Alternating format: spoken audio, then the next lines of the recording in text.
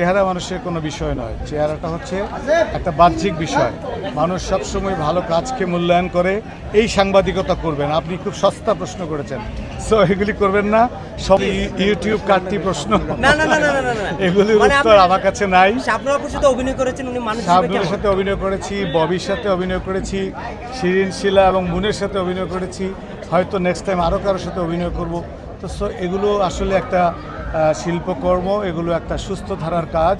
আমি মনে করি কাজ না করলে তো মানুষকে কিংবা সমাজকে কিংবা বাংলাদেশকে যদি আপনি জাগ্রত করতে চান তাহলে তো আপনাকে কাজ করতে হবে। কাজটাই মেইন, কর্মই ধর্ম আমি মনে করি।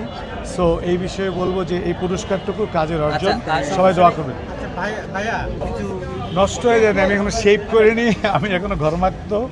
সো এটা চেহারা মানুষের কোনো বিষয় নয়, চেহারাটা হচ্ছে একটা বাহ্যিক বিষয়।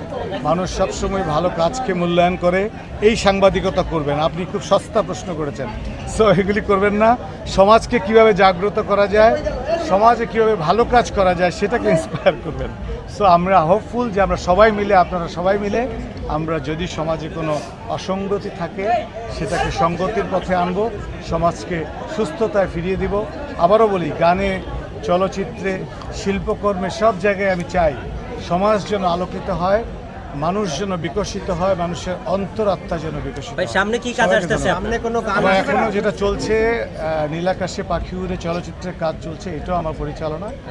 সো এরপরে হয়তো আরও দুটো ছবির কাজ করার আমার কথা চলতেছে প্রডিউসারের সাথে। সব কিছু মিলিয়ে আমি ভালো কাজ করার পক্ষে আছি, চেষ্টা করছি। সবাই দোয়া করবেন, সবাইকে অসংখ্য ধন্যবাদ। আমরা কি সামনে আপনার গান শুনতে পাবো? গান তো প্রতিদিন বেরোচ্ছে।